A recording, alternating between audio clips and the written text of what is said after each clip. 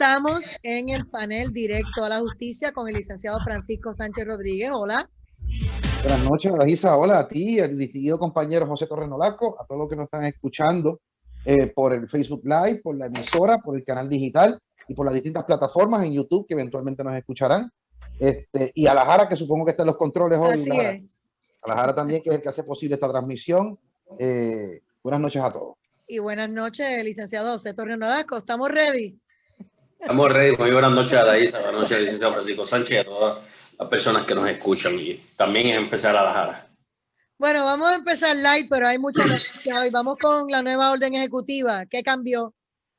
Bueno, esa nueva orden ejecutiva, por lo menos me parece a mí que se nos abre una puerta, ¿verdad? De tanto encierro y que estamos... La gente habla de la probatoria del anciano del crucero, pero esta probatoria que llevamos desde marzo 15 no ha sido fácil, ¿verdad? Así es. Estamos bajo las mismas condiciones que un probando, básicamente, pero ya esta nueva orden ejecutiva, ¿verdad? Que va a estar, empieza su vigencia hoy 8 de febrero, hasta el domingo 14 de marzo, ya no son los pases que nos daba Wanda, que cada 2 semanas venía con una cosa y después hacía otra y después echaba para atrás, echaba para adelante. No, esta va a ser mes a mes y según dijo el gobernador en conferencia de prensa va a ser mes a mes. Así que el toque de queda aumenta, eso está muy bien, desde las 12 de la madrugada hasta las 5 de la madrugada. ¿Okay? Así que hay solamente 5 horitas de toque de queda, ¿verdad? Los comercios abren hasta las 11 de la noche, así que ya no están cerrando como que a las 9 porque a las 10 empieza el toque de queda, no, ya la cosa se amplía. En los negocios, la ocupación aumenta un 50%, ¿verdad? Claro, hay que observar, como en todo, ¿verdad? Las medidas, las reglas de distanciamiento social y el uso de la mascarilla. Los restaurantes se mantienen en un 30% la ocupación, con los 6 pies de distancia entre las mesas, pero entonces se les exhorta a que se conecten al bioportal del Departamento de Salud para que vayan monitoreando la cosa ahí, ¿verdad? En los condominios, pues mira, las piscinas, las áreas recreativas van a estar abiertas a un 50%. Obviamente se tienen que mantener las reglas de distanciamiento social, mascarilla y todo esto, todas las medidas de prevención que tenemos. Claro. Las asambleas presenciales en los condominios, la celebración de asambleas se pueden hacer, pero se sugiere una reglamentación de DACO que me imagino que debe bajar esta semana esa reglamentación, ¿verdad? Alcohol en las piscinas, no pueden beber en la piscina, tienen que irse a su casa a beber, ya, ahí no, ni en las áreas comunes ni en las playas, ¿ok? Los cines siguen abiertos a un 30% de ocupación. En cuanto a las actividades de deportes y recreacionales, pues entonces se le deja al Departamento de Recreación y Deportes que haga su propia reglamentación y ellos trabajarán con eso, ¿verdad? Los presos siguen sin recibir visitas, pero por lo menos ya se le ordena al Departamento de Corrección y Rehabilitación que haga un protocolo para que entonces esas personas que están cautivas, ¿verdad? Cumpliendo condenas, pues puedan recibir las visitas de sus familiares que no los han visto desde el 15 de marzo. Ni siquiera los están trayendo al tribunal, que José y yo tenemos esa situación, que vemos casos criminales, no nos traen los clientes cuando están presos, ¿verdad? Tenemos que hablar con ellos por teléfono y ¿verdad? Y es difícil porque siempre como que tienes el preso, pero tienes a alguien vigilándolo por ahí, entonces como que uno no habla con esta única, ¿verdad? Confidencialidad que uno quisiera, o con esta extroversión que uno quisiera con el cliente, ¿ok? Las escuelas, se espera una apertura gradual, en marzo del 2021, ya se dice que van a abrir por lo menos de kinder a 3er grado, los grupos de educación especial van a abrir y el 4º año, el grado 12, también se supone que estén presencial ya para el mes de agosto o antes si se puede, ¿verdad? ¿Okay?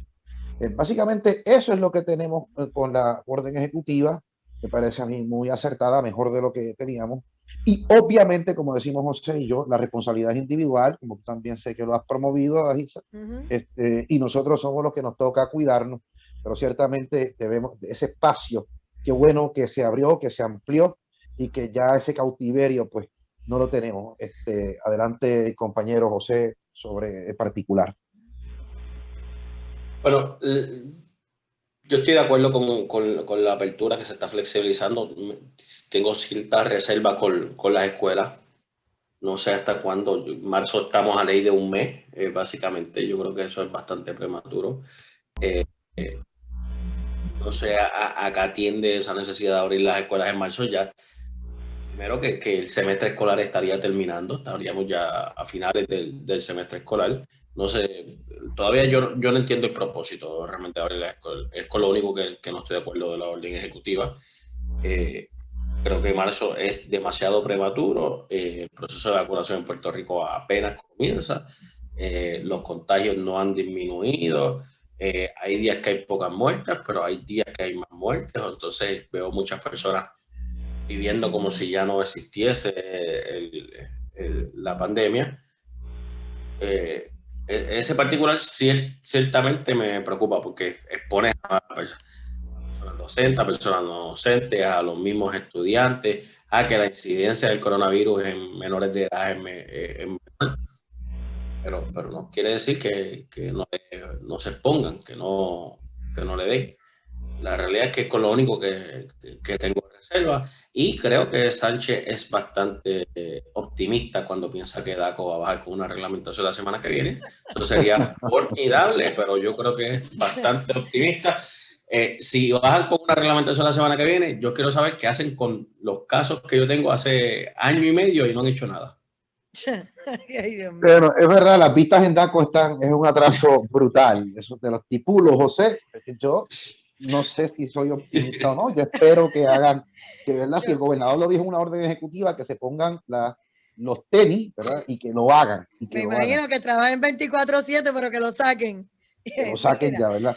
Pero sobre lo que dice José también, la cosa esta de, oye, los maestros sí se están vacunando, sé que esa vacunación va viento en popa. Pero por otro lado, tú tienes la cosa de que el estudiante, y es lo que es a lo que se refiere José, ¿verdad? El estudiante. Fíjate que cuando esto empezó en el coronavirus, en marzo 15, más o menos, que fue en Puerto Rico, ya otros estados estaban decretando medidas similares en los Estados Unidos. Hubo una situación de un campamento de niños en Georgia. Oye, los niños son niños. Los niños son niños. Los niños se tocan, los niños se besan, los niños se abrazan, los niños corren, los niños pelean. Los niños hacen todas esas cosas. Entonces, hubo un campamento en Georgia donde esos niños se contagiaron todos y contagiaron a sus familiares. Eso fue en el verano de este año.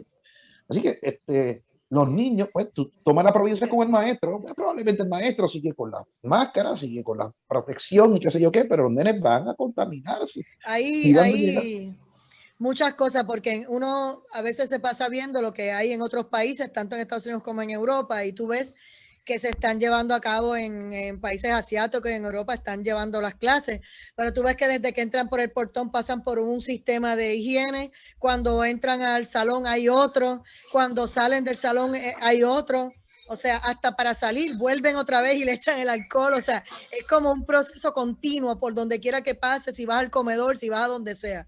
En Puerto Rico hay que ver si realmente no empiezan a comer los baños, que a las 8 de la mañana tal vez hay papel de baño, y ya a las 10 de la mañana pues no hay jabón, no hay nada, y brega con eso. O sea, hay situaciones en que si vas a tener los dispensers llenos todo el tiempo de alcohol, de jabón, en las condiciones. Hay una oficina donde yo estuve, una oficina de gobierno, donde había en el estacionamiento un lavamanos con jabón y papel para secarte las manos. Si tú no hacías ese proceso, por ese portón tú no entrabas. Y entonces en el portón te echaban alcohol, te tomaban la temperatura, en el ascensor subía y en el otro piso volvían y te cogían la temperatura y tenías que volver a echarte alcohol. Era, brega con eso o no entres. Y entonces, ¿qué van a hacer con los niños? Pues yo sé que en los colegios privados hay algunos que están los viernes dando clases y de lunes a jueves por internet. Hay otros que están usando el interlocking. Pues no sé lo que va a hacer el gobierno, pero algo puede comenzar. Yo no estoy diciendo que hagan un free for all, ¿verdad? Porque no. Pero hay que ver eso, lo que estoy diciendo, los dispensers, todos los productos que tienen que haber, ¿verdad? Para que nuestros niños estén seguros y que hayan continuas pruebas de COVID en las escuelas, que ellos las están trayendo, que las lleven a los diferentes distritos, porque de otra manera, ¿cómo van a, como dijiste tú, en un salón todo el mundo se contagió y ahí a Dios que reparta suerte? O sea, esa es la cosa, eso es lo difícil, además de que la regulación, ¿verdad? De que no es obligatoria, no lo pueden obligar a menores de 16 años, ni siquiera se recomienda. Ya hay que ver esta cuestión.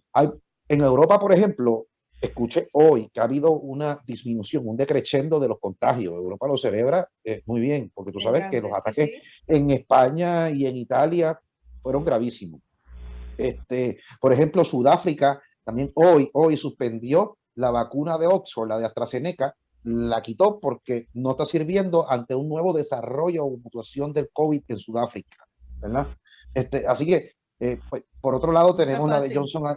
Johnson Johnson, que pidieron permiso el viernes pasado para que se apruebe esa vacuna, que ellos indican que tiene un 85% de efectividad con una sola dosis. ¿Okay? Este, esta cosa, pues, esto es experimentación día a día, ¿verdad? Es difícil predecir qué va a ocurrir, pero ciertamente hay cosas que podemos proyectar que lógicamente los niños pues son una cosa bastante difícil, ¿no? Así, De no es lo hecho, mismo. la razón de las escuelas de que alegadamente la epidemióloga dijo me voy porque ella no está de acuerdo con que abran las escuelas y decidió irse. Y yo, mi único comentario en las redes fue next.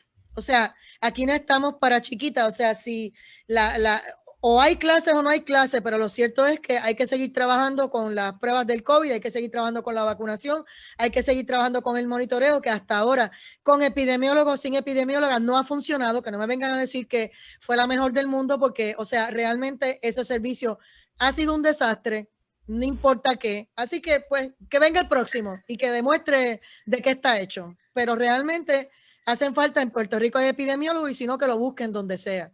Pero no podemos limitarnos y estar en esta chiquita, porque algo tenemos que hacer, el país se tiene que levantar. Próximo tema, vamos a la consideración del juez Gustavo Gelpi, que está fuertemente mencionado como candidato a la vacante al primer circuito de apelaciones federales, y dicen que los analistas, ¿verdad?, lo ven como una alternativa para que el presidente Joe Biden lo designe. ¿Qué nos dicen los juristas aquí, Francisco? Voy a dejar a José primero ahí para que me hable un poquito de esa Vamos a designación, ver, y yo voy a José hacer Torres unas Nolasco. expresioncitas ahí medias republicanas, pero vamos por ahí. Bueno, aquí hay que ver que el juez, para la vacante que dejó el juez Torruella con su fallecimiento, el presidente Trump había nominado a Raúl Arias Marswatch. Esto lo nominó en 2 ocasiones, y la realidad es que para los efectos no fue considerado.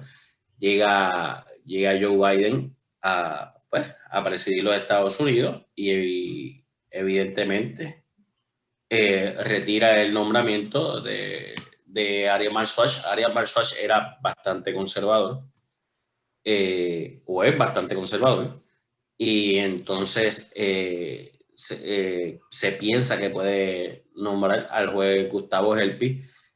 Hemos visto, yo entiendo que Gelpi tenía un pensar bastante similar a Torruella, y en ese aspecto, bueno, me gustan muchas de las decisiones que ha tomado Gelpi, y yo creo que ha sido muchas en favor a Puerto Rico y a los ciudadanos de Puerto Rico. O sea que yo, por lo general, bueno, en general veo bien el nombramiento del juez Gelpi Pal. Yo concurro Francisco. totalmente con José. En cuanto al juez Gelpi, mira, el juez Gelpi, igual que el juez Torruella, que es el que va a sustituir, ¿verdad? Sustituiría a Gelpi de ser nombrado por el presidente Biden, es lo que se llama un judicial activist, o lo que se llama la filosofía del judicial activism, que crean cosas nuevas, ¿verdad? Y por eso se destacó Torruella en los últimos, quizás la última década, con más, ¿verdad?, resolución. Y Gelpi ha demostrado ser un judicial activist básicamente desde temprano en su carrera. Es un juez brillante con toda la calidad, las quilates que se necesitan para estar en el primer circuito de apelaciones, ¿verdad? Que tenemos que recordar que el juez presidente del circuito de apelaciones era precisamente Torruella, ¿verdad? Y Gelpi es el juez presidente, fue juez presidente, no, yo creo que actualmente lo es, el juez presidente del Tribunal Federal en Puerto Rico. Marswatch también era un juez federal en Puerto Rico, nombrado por Trump el año pasado, y lo nombró precisamente porque no es un activista judicial, sino una persona adherido a la letra de la ley, ¿verdad? No es un activista o constructivista, como le llaman en estas cosas de la filosofía del derecho, sino que es más conservador, ciertamente, de la línea del presidente Trump. Y evidentemente, como pasó en Puerto Rico, ¿verdad?, que Wanda ahí envió muchos nombramientos en diciembre de fiscales y jueces, y finalmente la Asamblea Legislativa ni siquiera lo consideró porque era mucho que hacer.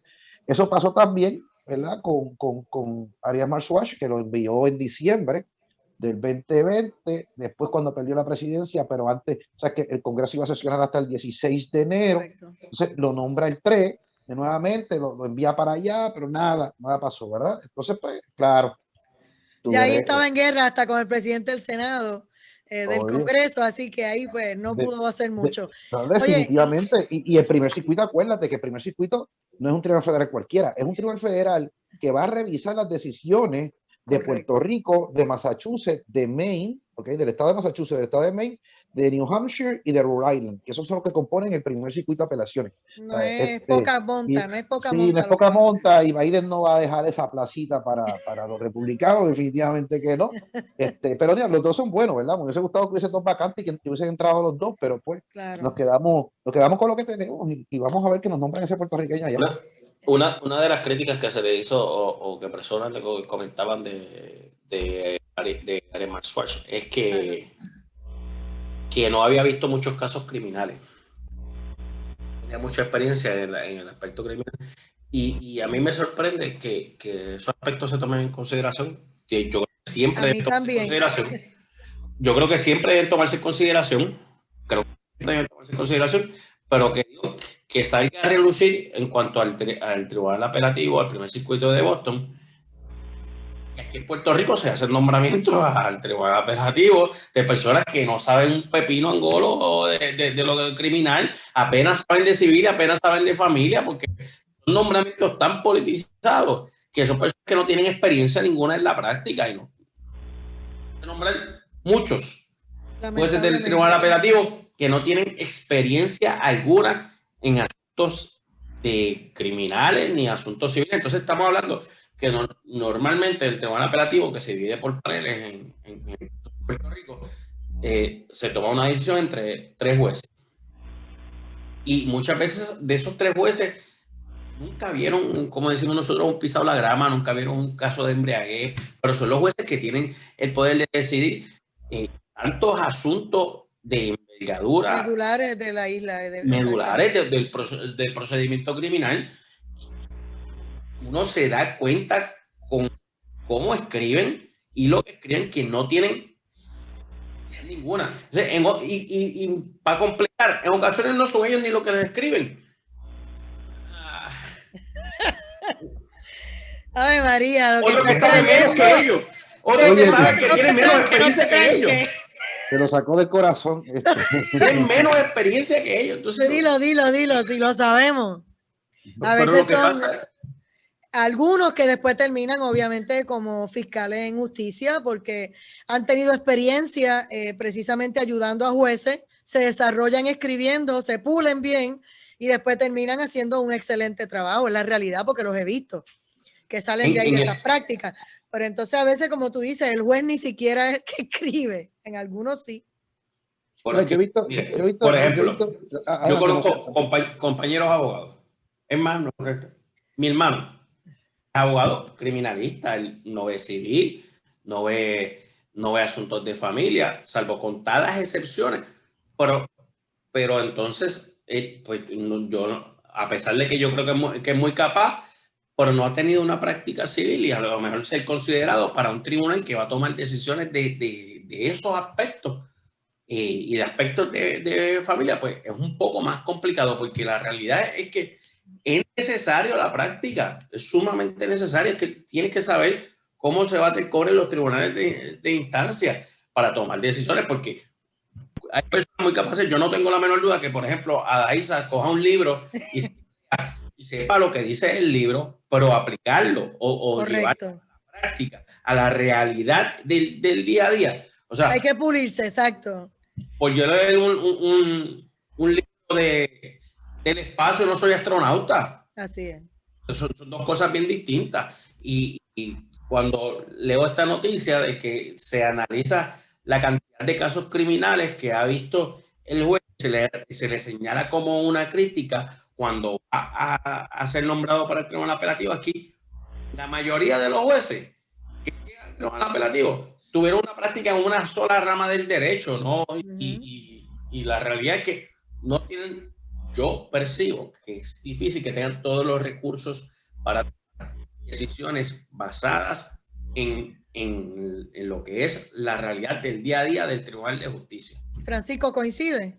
Sí, coincido con él. Y de ello, una cosa, por ejemplo, de Gelfi. Gelfi fue procurador general cuando fue con Fortuño, me parece, o con Pedro Rosselló padre. Yo creo que fue procurador general. Entonces, al tú ser procurador general, tú llevas una práctica apelativa de los casos civiles del Departamento de Justicia y de los casos criminales. Por lo tanto, tú estás imbuido en eso, ¿verdad? En las dos ramos, ¿verdad? Y luego de eso, entonces, él es nombrado magistrado federal, no juez, magistrado primero, que básicamente lo que es un juez aquí municipal, un juez instructor, ¿verdad? Y entonces se fue desarrollando, pero oye, tenía una práctica en el Procurador General extensísima, se desarrolló como juez como magistrado, ¿verdad? Magistrate Judge, y después es juez de distrito, ha tenido una amplia experiencia como juez de distrito, ha visto múltiples casos criminales, ha visto múltiples casos civiles, y evidentemente al momento de llegar allá arriba va a saber cómo decidir, porque yo creo que va a ser sería un excelente nombramiento, ¿verdad? Porque todos estamos en la especulación, todavía Biden no ha dicho nada, pero es lo que se prevé.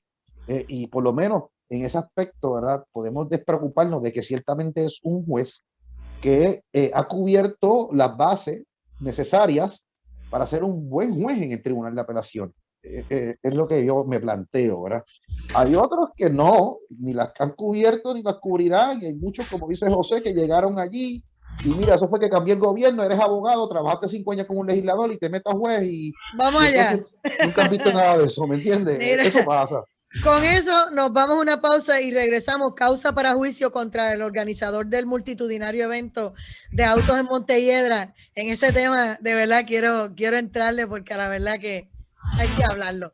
Pausamos Francisco y regresamos. Está comprando boceteo para guagua. Francisco Esto es directo a la justicia. No, me imagino. Para nada. Vamos con el boceteo también. Dale.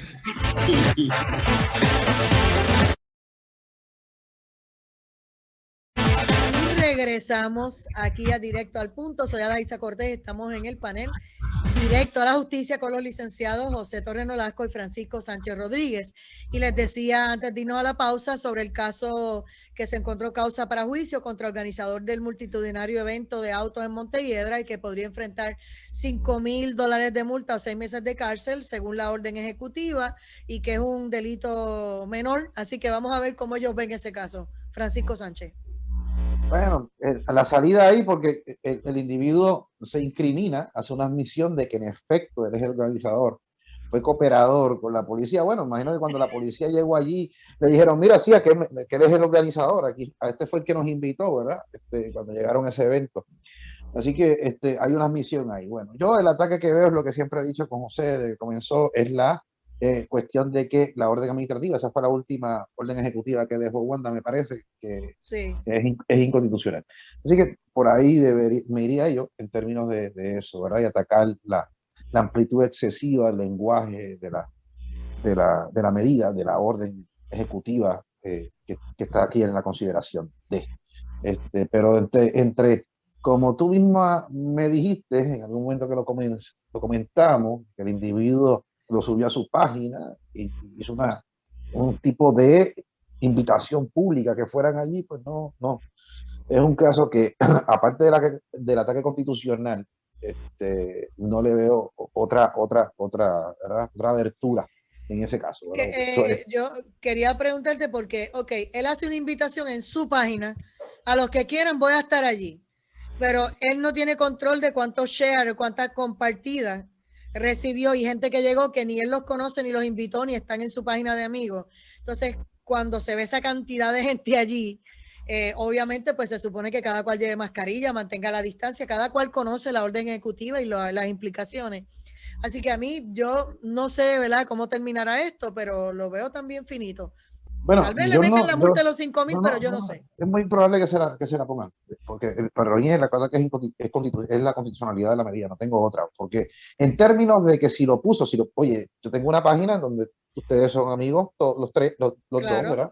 Y yo no pongo nada público, lo pongo todo, solamente lo pueden ver mis amigos, no lo puede ver más nadie, que no es amigo mío, no ve mis posts, ¿verdad? Exacto. Aunque si él le dieron share, pues ¿por qué lo puso público?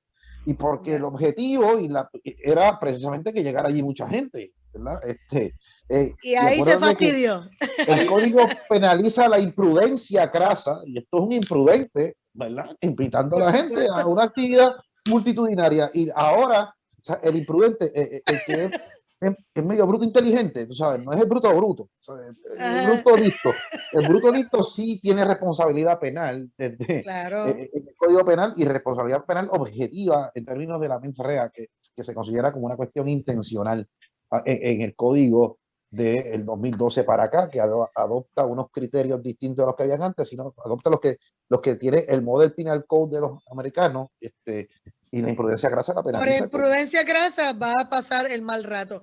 Y que el juez, si lo deja así, pues obviamente van a decir adiós, y entonces todos los que estamos guardados en la casa, cumpliendo con la orden ejecutiva, bla, bla, bla. O sea, algo va a pasar. Pero no sé, de 6 meses de cárcel no creo. Yo creo que la multa de los chavos es la que le van a... Sí, la multita es la que le van a dar. ¿Cómo lo ve José Torres Nolasco? Lo que pasa es que ¿qué beneficio tuvo él con invitar a la gente ahí? Pues no como. Bueno, claro. Formar el revolú, ustedes formar el revolú. Formar un revolú y compartir. No había venta. Si revolú hay en la iglesia cuando sale la gente, revolú hay en el comercial, revolú hay en 20 sitios y no están haciendo nada. Entonces, que fue en Montelledra, porque posiblemente si eso sucedía en el Cantón Mall no decían nada. En Montelledra pues están haciendo un gran nicho. Ay, Dios mío. El revolú es que depende. Mira, tú sabes una cosa. Yo fui el mes pasado a un cumpleaños donde estaba un abogado aquí que cumplía años, estaba la esposa de él y mi esposa y yo, ¿verdad? No es multitudinario, no le pusiste en el Facebook ahí que llegara todo el mundo, tú sabes, vamos 4 personas. Me sigue, ¿sabes? Uno tiene que actuar con prudencia, ¿no? Por eso cuando dijiste el pobre hombre, bueno, pero nada, por el chistecito le va a salir caro. El susto lo coge. El susto lo coge. Ya lo está pasando. Sí, así es, bueno, agentes del FBI que murieron en Florida, que fueron emboscados. Triste caso ese. Mira, un caso sumamente interesante, ¿verdad? Donde 2 agentes del Negociado Federal de Investigaciones van a diligenciar una orden de allanamiento contra una persona que es un depredador sexual, ¿verdad? Por lo menos eso iba dirigida la investigación, ¿okay? Claro. Entonces, van con una orden de allanamiento, habían 5 agentes para diligenciar esa orden, para empezar. Bueno, una cosa, yo veo muy pocos agentes para diligenciar una orden de allanamiento, pero claro, esto era un caso de un individuo que aparentemente los delitos eran por computadora, pornografía infantil, puedo prever y cosas así. Así que dijeron, bueno, con 5 efectivos brevos, ¿verdad? Porque no es lo mismo meterte en un punto de drogas en un residencial público, ¿verdad? Que tienes que tener un despliegue de fuerza mayor. Y entonces, en el perímetro, más, sí, más ya allá, es otra más cosa. Acá, todo. Sí, la operación es otra cosa. Y entonces... ¿Cómo era que hacía Figueroa Sancha, el combo de los 100? Él iba con 100 bueno, agentes.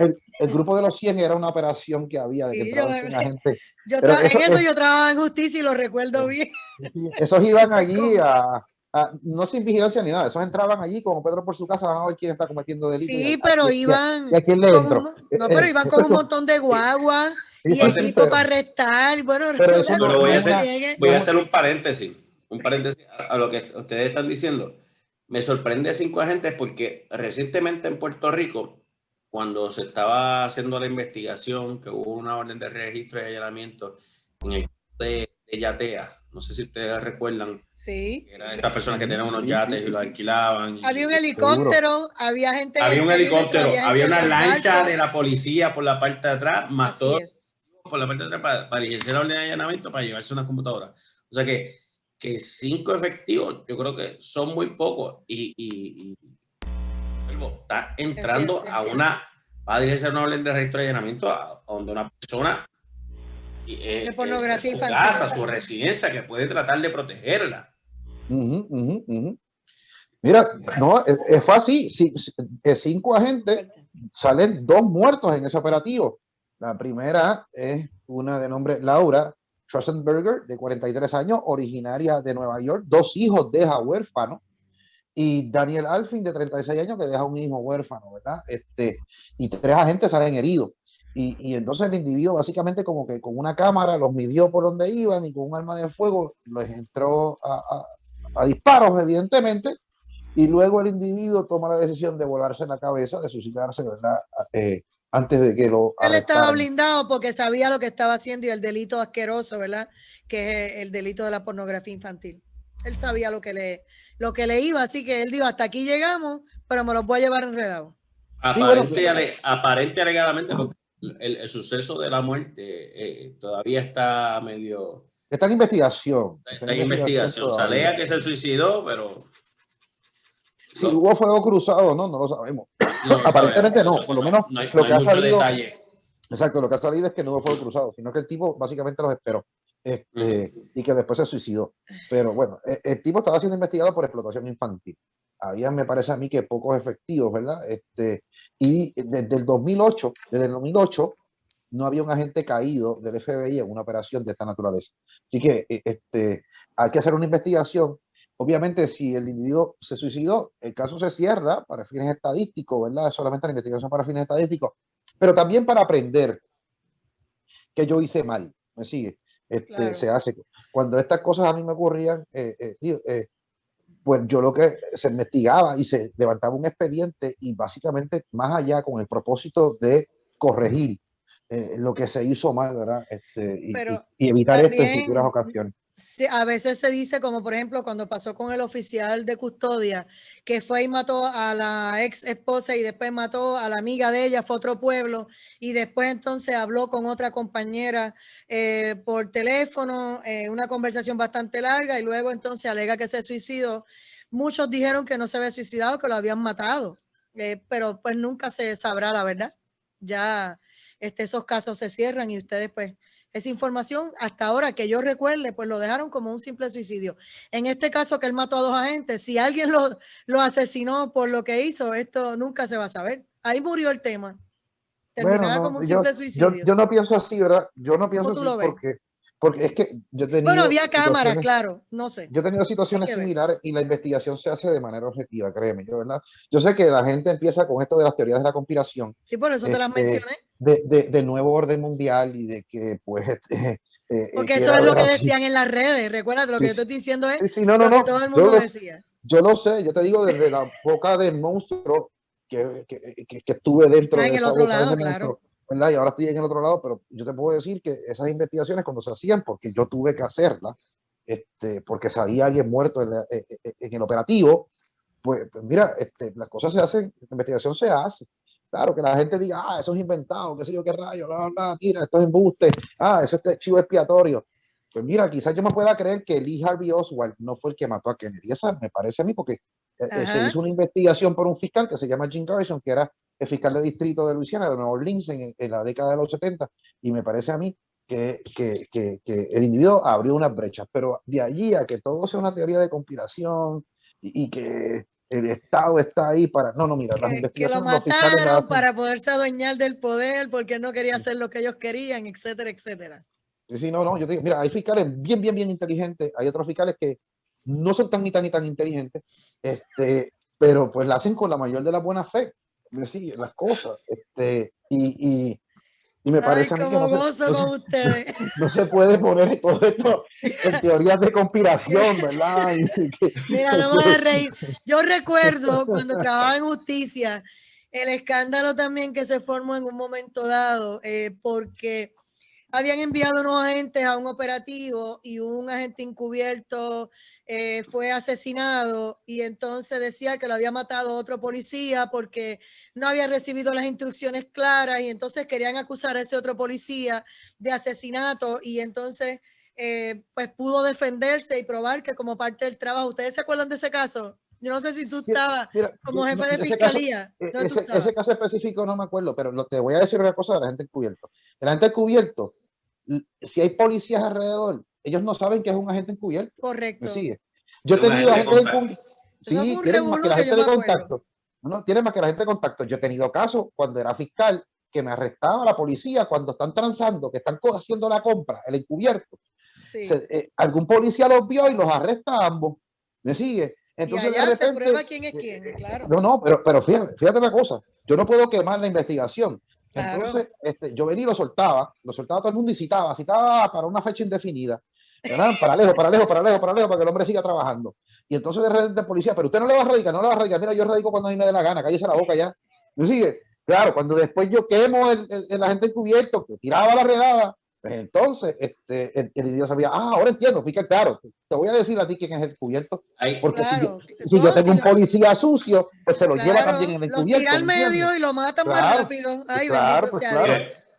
Dios. Que muchas cosas pasan, ¿verdad? Esto no es solamente en las películas de acción y en Netflix y esas cosas, así que aquí los fiscales, los jueces y, ¿verdad?, todos los que trabajan en los tribunales han vivido demasiadas experiencias y se quedan cortos.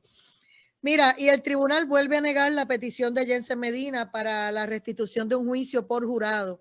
Medina sabemos que está acusado por el asesinato de Arelis Mercado en el muelle en Fajardo.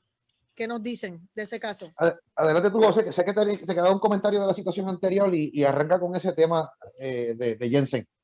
Muy breve, eso que dijo de Sánchez, de que lo soltaba a los dos y lo citaba y que posiblemente nunca terminaba de radicar el cargo, lo sabe él, que es un fiscal muy capaz, pero tengo que decirlo y le caiga el sello que le caiga. Recientemente a un cliente mío arrestan a 2 personas, cogen a los 2 con armas, uno le radican y al otro no. Al otro día por la mañana, claro, uno apareció muerto. La impresión fue que se había choteado. Claro.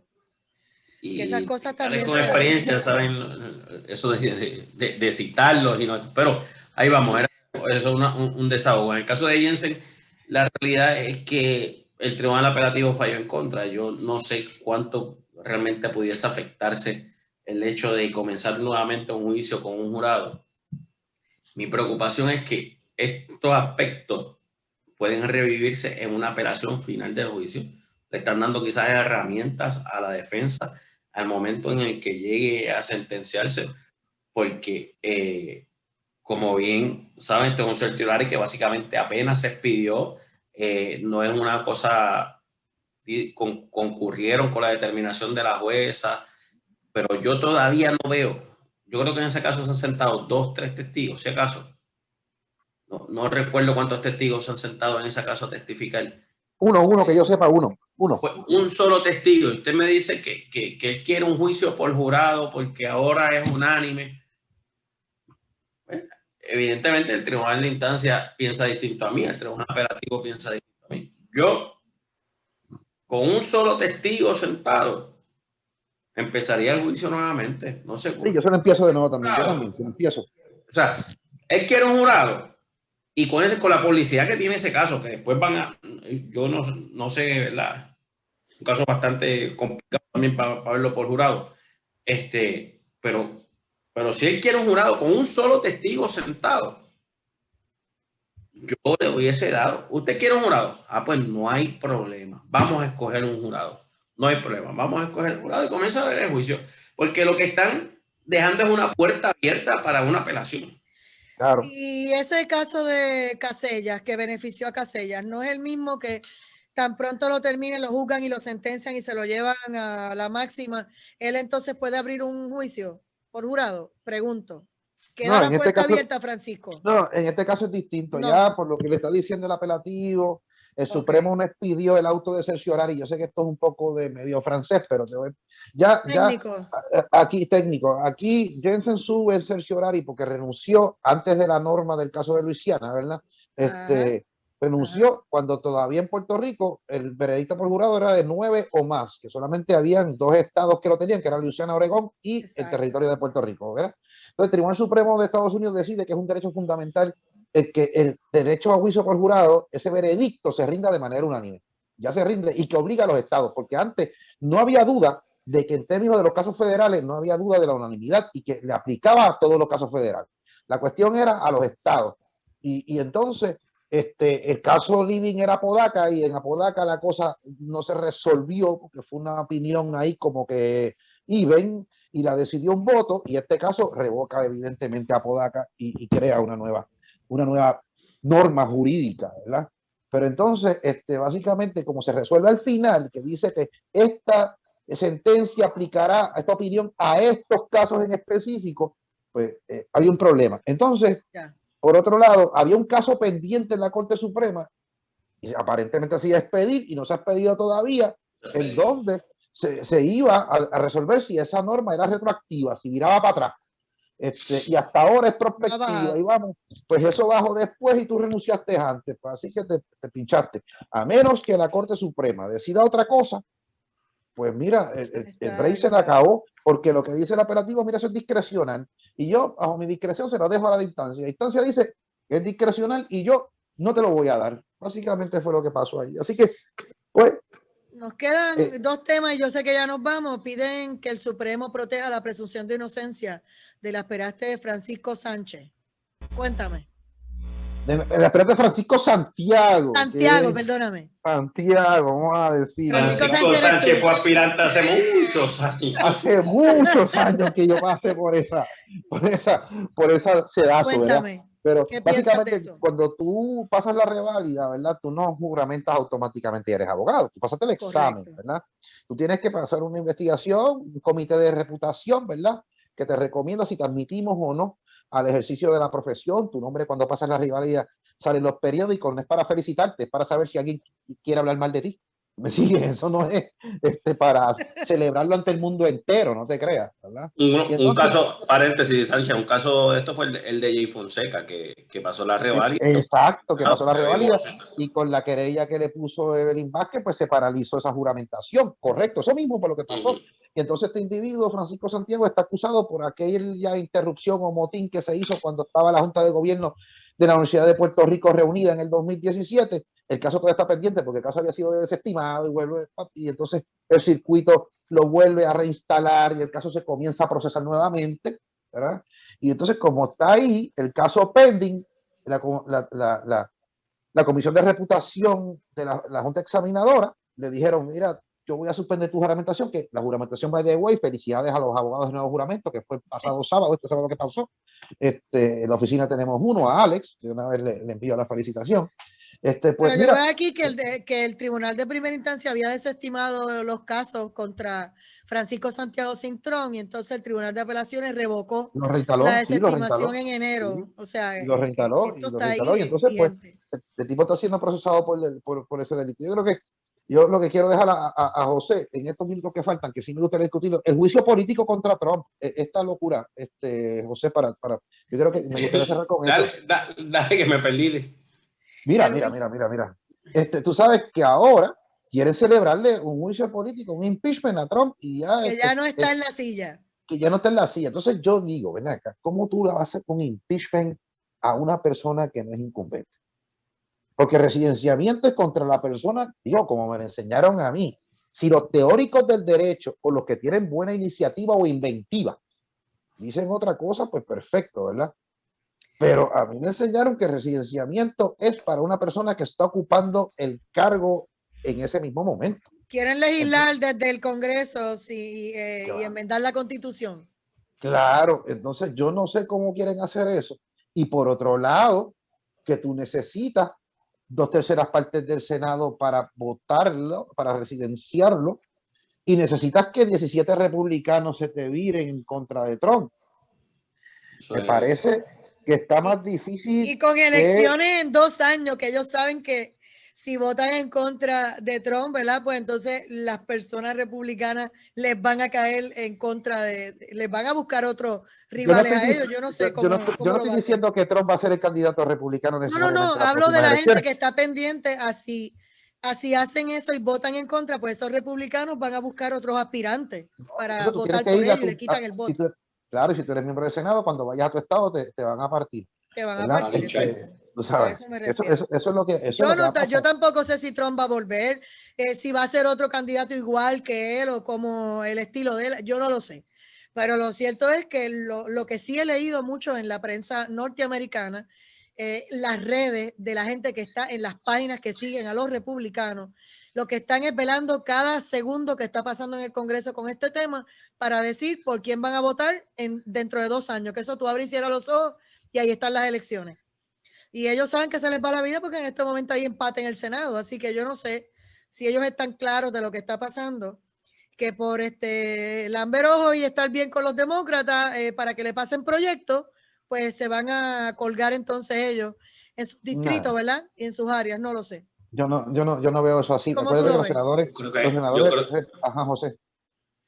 Dale, José. Desde temprano en diciembre, o desde que sucedió nosotros que esto no iba para ningún lado, que el impeachment no iba para ningún lado. Yo no creo que no tiene propósito. Es más, ya hoy a pocas personas les importa qué está haciendo Trump y dónde está haciendo y quién es Trump hoy día. O sea que déjenlo por allá tranquilo y ya está. Estoy de acuerdo con eso. Yo creo que no hay manera, no hay ambiente, y 3/4 de senadores, cuando tienes un Congreso por primera vez partido por el mismo medio, ¿me sigue? Imposible. Lo cierto es que para cerrar, el Partido Republicano yo sé que se está reorganizando y obviamente parte de lo que están haciendo es buscando quién sería su futuro presidente, buscando candidatos para estas próximas elecciones que son en 2 años. Así que todo está servido, todo está sobre la mesa. Vamos a ver qué hacen allá, qué terminan haciendo en Cámara y Senado con ese famoso impeachment. Gracias, licenciado Francisco Sánchez Rodríguez. Gracias, licenciado José Torres Nolasco. Y nosotros, amigos, nos despedimos aquí en Directo a la Justicia, en su programa Directo al Punto, que será el próximo lunes.